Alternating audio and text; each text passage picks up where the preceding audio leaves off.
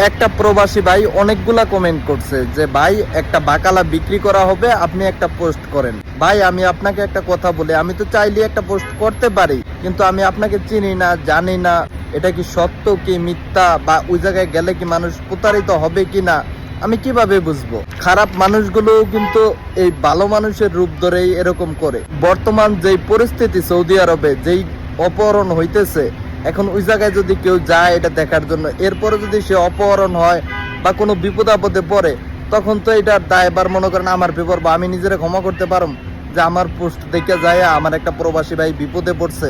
এটা তো আমি কখনোই চাই না। আমি ভালোবাসি আমার যারা ভাই বেড়াদার আছে প্রবাসে, যারা আমার ভিডিও দেখে, আমি তাদের সবাইকে পছন্দ করি।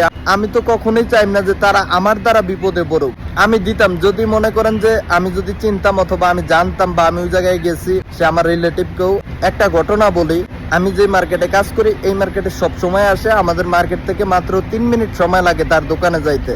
তার হইলো এসির দোকান, এসির দোকানে কাজ করে। আমার বলতেছে যে একজন লোক দাও, অবৈধ হইলেও কোনো সমস্যা নাই, যদি তোমার কোনো আত্মীয় স্বজন বা কাছের কোনো মানুষ থাকে আইনা দাও, আমি কাজটা শিখে আনিমো। আমি কি বেতন দিবা কিরকম? কইতাছে বেতন 1300-1400 দিমু, থাকা খাওয়ার সবকিছু আমরাই দিমু। সকাল 10টা বাজে আইসা দোকান খুলবো, এরপরে সৌদিরা যদি আয়ে লগে বাসায় যায় এসি ঠিক করে দিব, এরপরে আবার আইসা পড়বো আমাদের সাথে, কাজটা শিখবো।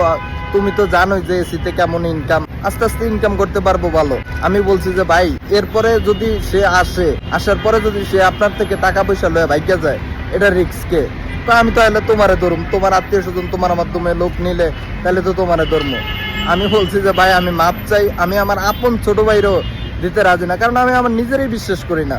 আমি যদি আমার নিজেরই বিশ্বাস করি, এখন আমার মনে একটা চাইতেছে, একটু পর আরেকটা চাইতেছে, এখন আমি এটা করবো, এটা করলে তো আমি বিপদে পড়বো পরে। যদি কোনো লোকরে আমি ওই জায়গায় কাজ দেই বা বলি যে কাজ আছে, কারণ সে যদি ওই জায়গায় যায়, যাওয়ার পরে যদি এরকম কিছু হয়, তাহলে তো আমার ধরবো, আমি তো বিপদে পড়বো। আমি তো কখনো বিপদে পড়তে চাবো না।